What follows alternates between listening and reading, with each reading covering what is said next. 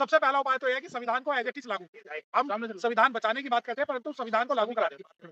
दूसरी बात, जब ये कहते हैं कि जो रिज़र्वेशन है उसके अंदर क्रीमी लेयर का सिद्धांत लागू करना चाहिए। ये बात सही है कि अनुसूचित जाति को चुने बिना कई बार सुप्रीम कोर्ट ने बहुत सारे डिसीजन दिए हैं। जैसे कि एक decision Indra Sawhney versus Union of India था, जिसके अंदर रिज़र्वेशन डिसाइड हुआ। उस रिज़र्वेशन के अंदर schedule caste was not a party, और उसके बावजूद भी शेड्यूल कास्ट के ऊपर रिज़र्वेशन के ऊपर सी लिमिट लगा दी कि 50% की जो सी लिमिट है वो लगेगी। तो आप ईमानदारी से हमारा पक्ष रखिए आंकड़ों के साथ में, कि भाई कौन से उसमें भाई खत्म तो जब की जाती है, कोई चीज़ जब पूरी की गई हो, आज तक पूरी नहीं की गई, तो खत्म कहाँ से हो गई? पूरा कर लीजिए। सुप्रीम कोर्ट की माननीय सुप्रीम कोर्ट से भी हम आग्रह करते हैं कि पहले सरकारों को आप ये नोटिस करते हैं कि भाई पूरा किया है नहीं किया आपने। अंदर जो एससी-एसटी कमीशन है, जो इस देश का एससी-एसटी कमीशन है, उसका काम था कि एससी-एसटी कमीशन के लोगों की इंक्वायरी करना, उन्हें ये पता लगाना कि शेड्यूल कास्ट में कितने एससी है, बैकवर्ड में कितने बैकवर्ड के लोग हैं, माइनॉरिटीज़ में कितने माइनॉरिटीज़ के लोग हैं, उनकी पता लगाकर उनका इकोनॉमिक स्टेटस जान करके, पॉलिटिकल स्टेटस जान करके और जुडिशरी स्टेटस।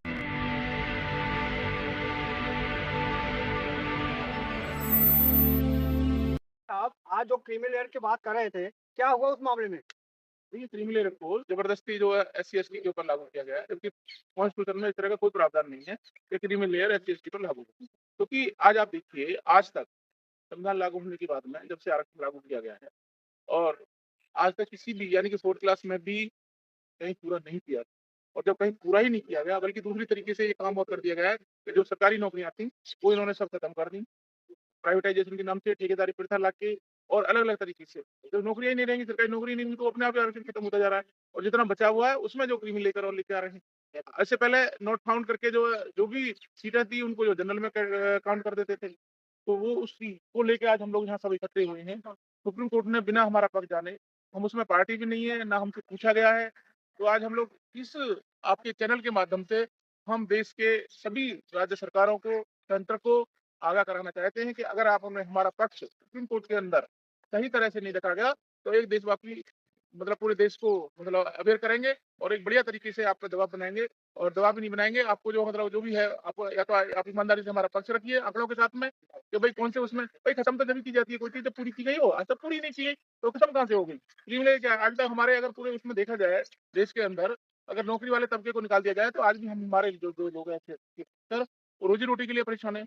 उनको 99% लोगों के लिए जो रोज़गार नहीं है प्रॉपर तरीके से, वो आज भी जो है मतलब सरकार जो कहती है बड़ी खुश होती है कि हम 80 करोड़ लोगों को अनाज दे रहे हैं, उसी पे डिपेंड है। सर आप क्रीमी लेयर आपका पक्ष क्या है? आपका क्या कहना चाहते हैं? हमारा पक्ष ये है कि पहले पूरा कर लीजिए। सुप्रीम कोर्ट की माननीय सुप्रीम कोर्ट से भी हम आग्रह करते हैं कि पहले सरकारों को आप ये नोटिस करते हैं कि भाई पूरा किया है नहीं किया आपने, तब तो हमें अच्छा लगा, और जहाँ पूरा नहीं है वहाँ पूरा कीजिएगा। तब आप जो है मतलब करते तो तब भी अच्छा लगता था। आपने तो एक तरफा जो है मतलब हमारे ही मतलब अधिकारों को खत्म करने के लिए नहीं सर, मैं दर्शकों को समझाइए सर, क्रीमी लेयर किस पर लगाए थे जो आपने कहा कि नहीं लगना चाहिए, क्या मामला है? क्रीमी लेयर सिर्फ इतना है सर, जैसे ओबीसी पे क्रीमी लेयर लगाया है इन्होंने कि सर्टेन इनकम जो है फिक्स कर देंगे कि साल में जिसकी सर्टेन इनकम होगी, या सर्टेन इस तरह से जो ऑफिसर्स हो गए होंगे या जो भी है, अगर वो है तो उन परिवारों को आरक्षण का लाभ ये नहीं देंगे। तो चूंकि ओबीसी के एससी को? एससी एसटी के लिए, एससी एसटी के लिए भेजा है। अब ये बिल आया जो एससी के लिए लगाया है? ओबीसी तो उनके लगा हुआ क्रीमी लेयर, उनका तो अच्छा, आरक्षण हुआ। अब जो बिल आया है एससी के ऊपर आया है? कौन सा बिल? नहीं नहीं, क्रिमिनल बिल नहीं है। क्रिमिनल ये सुप्रीम कोर्ट ने नोटिस इशू किया है सारी स्टेट्स के लिए हाँ। और गवर्नमेंट ऑफ इंडिया के लिए, कि वो अपना मतलब इस पे एग्जामिन कर रही है एक्चुअली इसको क्रीमी लेयर को। हाँ। एससी एसटी के लिए जो है, क्योंकि पहले आपने सीबीआई साहब थे, बी आर गवई साहब, तो वो इसमें क्या कह गए थे, सरकार को डायरेक्शन दे गई थी कि भाई इस पे कोई लॉ बनाइए। तो अब इनको, चूंकि आपको पता ही है कि अश्विनी कुमार उपाध्याय एडवोकेट हैं, उन्होंने ये रिट फाइल की है, हाँ। और जो वहाँ इसको नोटिस भेजने वाले भी उसी विशेष जज साहब हैं, और उसमें ना तो हम लोगों को शामिल किया गया, ना हमसे पूछा गया, ना हमें पार्टी बनाया गया। भाई हमारे अधिकारों को आप डिसाइड करेंगे, हम उसमें पार्टी भी नहीं है, ना पक्ष है, तो कैसी नौकरी हो रही है इस देश में? तो क्या आप अश्विनी कुमार उपाध्याय ने इसलिए नहीं लिया गया? नहीं, हमें लिया ना लिया उससे तो कोई मतलब नहीं है ना। भाई आप ये बताइए, आप जिसके पक्ष नहीं, आपको बिना सुने, जबकि सुप्रीम कोर्ट कहता है बिना सुने तो आप तो किसी को कुछ कर ही नहीं सकते। तो हमारा पक्ष जाने बिना देश में सरकारों को सीधा कर दिया, सरकारें भी उसी मानसिकता की हैं ज्यादातर देश में। अब आगे क्या करेंगे सर फिर आप? निश्चित रूप से हम आपके चैनल के माध्यम से देश को आगाह कर रहे हैं, देश को वो कर रहे हैं कि हमारे अधिकारों के साथ में अगर सरकारों ने गलत तथ्यों के आधार पर यहाँ रखा गया, हम यहाँ भी फाइट रखेंगे, यहाँ भी पार्टी बनने की कोशिश करेंगे। ठीक है, हमें अपनी बात सुनाएंगे। अगर सरकारें नहीं सुनेंगी तो रोड पर सुनाएंगे, जो रोड पर सुनाएंगे तो निश्चित रूप से आपको पता है सरकारें हिलेंगी। जी। सर वकील साहब आप थोड़ा डिटेल में हमें समझाएं, जो वकील साहब समझा गया है, तो वो चीज़ बताएं हमें दर्शकों को कि आखिर ये मामला क्या है? देखिए क्रिमिनल के बारे में हम जब बात करते हैं, तो सबसे पहली बात ये है कि भारत की जितनी भी सरकार है, जो भी स्टेट की सरकार है और केंद्र की सरकार है, क्या उन्होंने जो भारत में जो रिज़र्वेशन है, जो इस देश के अंदर समानता लाने के लिए, जो लोगों की आर्थिक स्थिति सुधारने के लिए, सामाजिक स्थिति सुधारने के लिए, राजनीतिक स्थिति सुधारने के लिए जो रिजर्वेशन की व्यवस्था की थी, जिसके माध्यम से देश के नागरिकों को एक सही सम्मानजनक लाइफ मिल सके, जिससे लोगों को न्याय मिल सके, लोग एक बेहतर ज़िंदगी जी सकें, इसकी व्यवस्था इस भारत के संविधान ने की थी।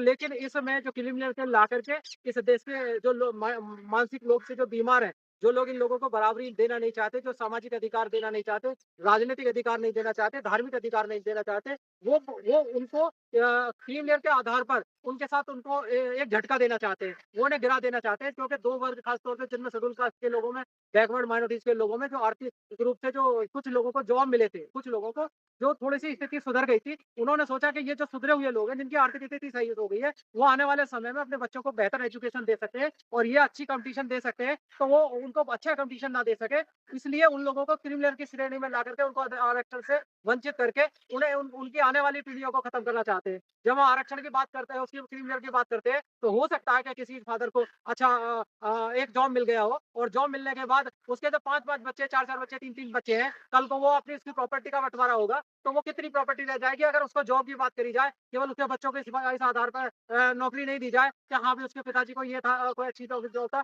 तो इसकी कोई गारंटी नहीं है। कोई मान लीजिए कोई बहुत अच्छी नौकरी जिसको मिल आई है, पीछे रहा है, एक लंबी बीमारी के कारण उसके फैमिली परेशान हो सकती है और उसके बच्चों को भी हम जो उसके क्रिमिनल के आधार पर उनको वंचित कर देंगे, तो ये बहुत बड़ा अन्याय होगा। आज सॉरी, आप लोगों का पक्ष कहाँ कमजोर हो गया जो आप लोग इस पर नहीं आप दम डाल के उठा पाए? देखिए, इसमें क्या है कि जो हमारे देश के अंदर जो एससी-एसटी कमीशन है, जो इस देश का एससी-एसटी कमीशन है, उसका काम था कि एससी-एसटी कमीशन के लोगों की इंक्वायरी करना, उन्हें ये पता लगाना कि शेड्यूल कास्ट में कितने एससी है, बैकवर्ड में कितने बैकवर्ड के लोग हैं, माइनॉरिटीज़ में कितने माइनॉरिटीज़ के लोग हैं, उनकी पता लगाकर उनका इकोनॉमिक स्टेटस जान करके, पॉलिटिकल स्टेटस जान करके और जुडिशरी स्टेटस जान करके उसको इस देश के राष्ट्रपति को प्रमोट करना और इस देश के लोगों की जानकारी दे करके उनकी स्थिति को, अगर जो उनके एजुकेशन में जो सही नहीं है या जुडिशरी में लोग सही नहीं है, अगर मान लीजिए जॉब में उनके लोग नहीं आए, तो उनको दे करके इस देश की व्यवस्था को पहचान करके इस देश की व्यवस्था को बेहतर बनाने की योजना बनाई जानी चाहिए थी। लेकिन ऐसा नहीं किया गया इस देश के अंदर, बल्कि और इसके तो एक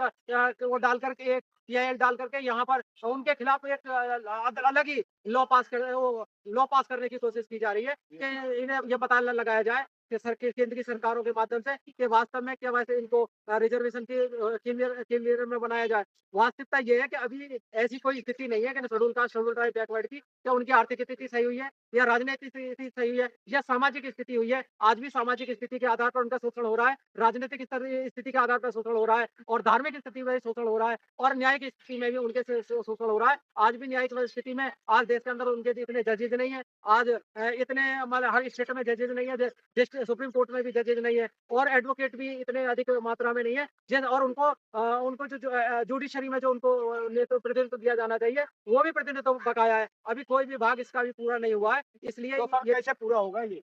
इसके लिए ये ज़रूरी है कि इस देश की जो सरकारें हैं, ये जो केंद्र सरकारें हैं और राज्य की जो सरकारें हैं, जो कमीशन बनाए गए हैं, उन कमीशन के माध्यम से लोगों को प्रॉपर तरीके से एजुकेशन दिलाई जाए और एजुकेशन दिला करके उनको प्रॉपर तरीके से भागीदारी दी जाए। अगर ये इनको एजुकेशन नहीं दिलाएगी और भागीदारी नहीं दी जाएगी, तो जो इस देश के अंदर जस्टिस की बात की जाती है, क्योंकि जब जस्टिस की बात होती है, तो भारत का संविधान कहता है, भारत के प्रत्येक व्यक्ति को, चाहे वो गरीब है, अमीर है, उसे जस्टिस से नज़रअंदाज नहीं किया जा सकता है, उसे जस्टिस दिया ही जाना चाहिए। तो क्या वास्तव में इन लोगों को जस्टिस दिया जा रहा है? तो जस्टिस आज इस देश के अंदर लोगों के लिए नहीं मिल रहा है और सुप्रीम कोर्ट की ये ज़िम्मेदारी बन जाती है और सरकार की ज़िम्मेदारी और बन जाती है कि लोगों को जस्टिस दिया जाए और इसके लिए इस देश में जो जुडिशरी व्यवस्था है, उसमें ज़्यादा से ज़्यादा वकीलों को जो ऐसे वकील हैं, जो शेड्यूल कास्ट के, शेड्यूल ट्राइब के, बैकवर्ड के, माइनॉरिटीज़ के, उनका अपॉइंटमेंट किया जाना चाहिए ताकि इस जुडिशरी व्यवस्था पर लोगों का विश्वास जग सके।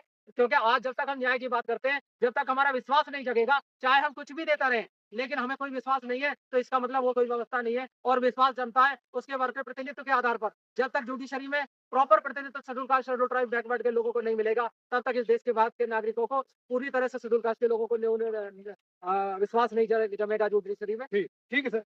गौतम जी, क्या है मामला वकील साहब कह रहे हैं कि हमारा पक्ष जाने बिना भी ये मामला आ गया? देखिए, आप 2 चीज़ सबसे पहला सवाल तो क्रीमी लेयर कि क्रीमी लेयर एक कॉन्सेप्ट है जिसे ये अनुसूचित जाति रिजर्वेशन में ला सकते हैं, जो कि ओरिजिनली कॉन्स्टिट्यूशन में नहीं। अब आप 2 चीज़ें समझिए कि इनका कहने का मतलब है कि जो भी इस भारत के अंदर रोटी शेड्यूल कास्ट खा रहा है वो क्रीमी लेयर। अब क्रीमी लेयर का कॉन्सेप्ट कहाँ से आता है? ये कहते हैं कि जिसने एक बार रिजर्वेशन ले लिया, वो दोबारा रिजर्वेशन ना ले। बिल्कुल सहमत हूँ, मैं भी इस बात से सहमत हूँ कि जिसने एक बार रिजर्वेशन ले लिया दोबारा ना ले, पूर्णतः सहमत हूँ।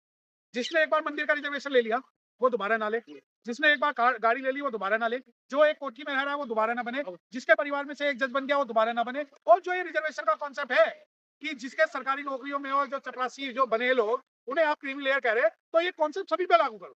जो जो एक बार हीरो बन गया वो दोबारा ना बने, जिससे फिल्म में रोल बन गया उसे दोबारा ना मिले, जो एक बार उद्योगपति बन गया उसे दोबारा ना बने, जिसने एक बार रोल्स ले ली वो दोबारा ना हो, जो एक बार सीनियर डेजिग्नेटेड हो गया दोबारा ना हो, जिसके परिवार में से एक बार जज बन गया दोबारा ना बने, जिसके परिवार में से एक बार उद्योगपति बन गया वो दोबारा ना बने, जिसके परिवार में से एक नेता बन गया दोबारा ना बने। जब ये आप क्रीमी लेयर का कॉन्सेप्ट नॉन शेड्यूल कास्ट में लागू करोगे उस दिन हमारे ऊपर भी लागू।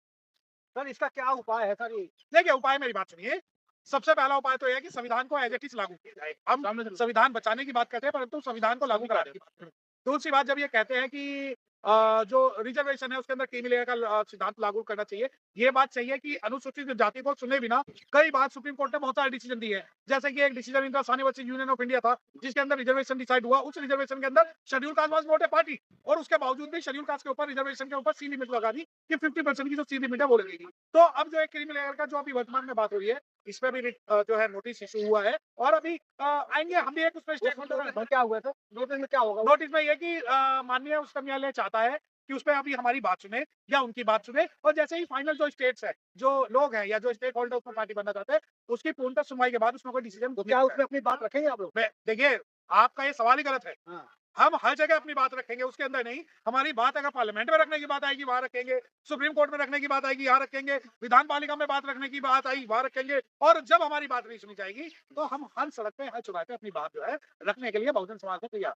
सर मैं जैसे बात आती है कि आप लोग एससी एसटी एक्ट भी की बात आती है, क्रीमी लेयर की बात आती है, ये अब ये जरूरत नहीं है, आप तो 70 साल हो गया, इसमें आपका क्या जवाब है? हाँ देखिए, बिल्कुल ठीक है, आप ये कहते हो 70 साल हो गया। जिस दिन जाति के नाम पे घोड़ी चढ़ना बंद होगा उस दिन हम बात करेंगे। जिस दिन जाति के नाम पे हमारे लोगों को तंग करना बंद हो गया उस दिन हम करेंगे। जिस दिन घोड़ियों पे हमारी बारातें चढ़ने लग जाएंगी उस दिन करेंगे। जिस दिन बच्चे हमारे जो है सुसाइड नहीं करेंगे, जब तक तुम्हारे अंदर जातंकवाद और जातिवाद का कोई भी सिम्टम रहेगा, इस बात के अंदर रिजर्वेशन रहेगा और जब आप खत्म कर दोगे, आप जातियां मिटाओ, हम आरक्षण मिटाएंगे। लेकिन उनका ये मांगना कहना है कि आप लोग कोई जैसे अगली जात आप लोगों को जात के नाम पर जैसे वो चमड़ा वो पतिया वो झुगिया कर दिया तो आप लोगों ने एससी लगवा देते हैं, लेकिन आपने वो बबना वो ठकुआ वो बढ़िया कर देते उनको कोई एक्ट नहीं है, उनके लिए भी एक्ट होना चाहिए। देखिए मेरी बात सुनिए, यहाँ जो अगर आप SC ST एक्ट की बात कर रहे हैं, वो जो SC ST एक्ट के जो शब्द हमारे लिए यूज होते हैं वो जाति सूचक गालियां की तरह यूज होते हैं। उनके लिए वो जाति सूचक गालियां नहीं है। जब तक यहाँ भारत के अंदर कास्ट की मानसिकता रहेगी तब तक जो है SC ST एक्ट लगा रहेगा।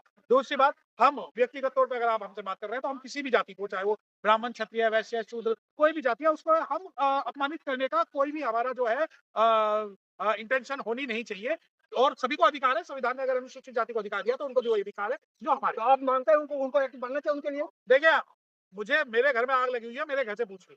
ये सवाल आप उनसे पूछिएगा जो इसकी डिमांड कर रहे हैं। मेरे समाज के लोगों को जातिगत रूप में मारा जा रहा है। झज्जर, दुलीना, फूलपुर बातें, बदानी टोला, हाशीपुर, न जाने कितने जो दंगे हुए हैं, कितने लोग मारे गए हैं। तो मेरे लिए पहले मेरे घर की बात करें, रिजर्वेशन की बात करें, मेरे अत्याचार की बात करें, मैं उनकी बात। मिसयूज होता है सर, आप गलत उनके ऊपर आप भारत के अंदर एक भी मुकदमा ऐसा नहीं दिखा सकते जिसके अंदर मिसयूज और यूज की डेफिनेशन सुप्रीम कोर्ट तय करे। सुप्रीम कोर्ट ने union of India versus state of Maharashtra में कहा कोई मिसयूज नहीं होता। सुप्रीम कोर्ट ने जो है पृथ्वीराज चौहान में ये बात जो है डिसाइड किया कोई मिसयूज नहीं होता। तो इंडिविजुअली अगर कोई कह रहा है तो हम उसकी बात मानने को बात नहीं है। जो सुप्रीम कोर्ट के एडवोकेट थे इनके बात और हमारा प्रयास कैसे लगा पद की आपसे निवेदन है, आप कहाँ देख रहे हैं वो भी कमेंट करेंगे। जय भीम, जय भारत।